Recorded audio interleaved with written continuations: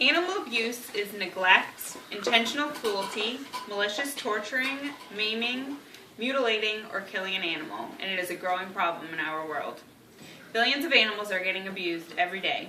Over the past decade, the rise of animal consumption has grown so much that factory farms have gone to extreme measures to supply this demand for food. There are over 100 million cows, pigs, and sheep that are slaughtered every year, just in the United States. And for poultry, the numbers are 5 billion. Many people in this world are blinded as to what goes on with the food that they eat. The website ASPCA.org claims more than 99% of farm animals nationwide are raised in factory farms. These farms are inhumane places that have no regards for the animals that live there. Many procedures take place on these animals, such as debeaking, dehorning, and castration, which are horrible, painful, and not needed if these animals were taken care of properly. According to Tadlock Cohen in his book, Animal Welfare, USDA's Animal and Plant Health Inspection Service is responsible for enforcing the Animal Welfare Act, which requires minimum standards of care for certain warm-blooded animals that are bred for commercial sale, used in research, transported commercially, or exhibited to the public. Unfortunately, though, this act does not include animals that are raised for food. The abuse that farm animals face every day of their life can be taken away or lessened if certain laws were revised or passed that would include the animals that humans eat. Dina Jones, in her article Crimes Unseen, wrote, "To satisfy the public's ever-growing appetite for meat, slaughterhouses in the United States killed 10 billion animals last year. That's over 27 million animals a day, over 1 million every hour, and over 19,000 every minute. Most Americans, largely disconnected with their food supply, assume that these animals met a painless end, if they think about it at all. For this reason, animals must be created to protect the animals because humans are never going to stop eating them. A specific law that I believe should be adjusted is a 45-year-old federal law called the Humane Methods of Slaughter Act. This law requires human handling of animals killed in federally inspected slaughterhouses, which is supposed to make the animals insensible to pain before slaughter. The most common method of this is stunning. This can be done by using electricity or gas to stun the animals unconscious so they don't feel the pain of slaughter.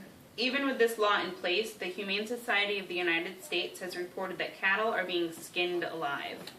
Here's a picture of a cow being stunned with an electricity gun. The Humane Farming Association, which focuses on investigations within slaughterhouses, suggested that the best way for the slaughter of animals to be less inhumane would be to increase the funding for government inspectors.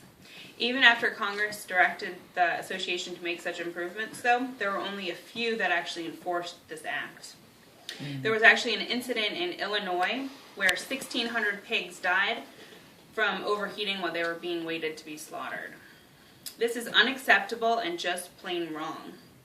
If this law were to be adjusted to where there were, say, an X amount of inspectors in the slaughterhouse, they would know what would be going on in them. The government needs to start taking more action and fining these companies so much money that they are forced to change the way that they operate. When animal consumption started booming a few decades ago because of the fast food industry, farmers had to change that they originally operated. Some farmers say that the amount of animals they have to house, such as chickens, many of them become agitated and stressed. Here is a factory farm with a bunch of chickens, and here is a cage. See how they're on top of each other? Of course, they're going to be agitated and stressed. Most farmers choose to debeak their chickens, which stops them from plucking each other in stressful situations. Debeaking first started in the 1940s. The farmers would use a blowtorch to burn away the chicken's upper beak. Now a machine with hot blades is used, which can cut off the beaks of 15 birds per minute. This can result in sloppy cutting or serious injury to the birds.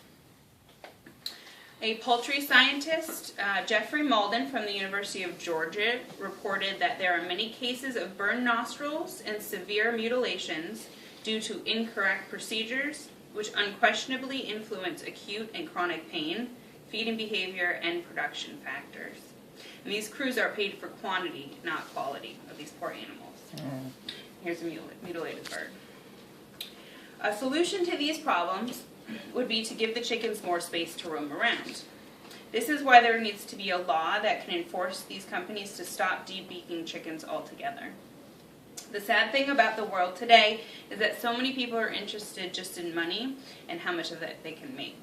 Chicken farmers can start making a difference, though, by giving these employees more incentive on the quality of the birds instead of how fast that they can harm them. Currently, there is no law that bans the procedure of debeaking. It is proven that if the chickens had more room to walk around, they would be less agitated. Hopefully one day our world will wake up and realize what we are doing to these helpless animals. So in conclusion, if laws are passed or altered to better the lives of these animals, the suffering can stop and the well-being of these animals will get better. If people will take the laws that are already in place more seriously, and the government will make new laws to enforce the welfare of the animals, think of how better things can be. Next time you're in the grocery store or driving past a farm, I hope you take a minute to think about these animals and maybe ask yourself if there's anything that you can do that can better the world and the animals that live in it. Thank you. Very good.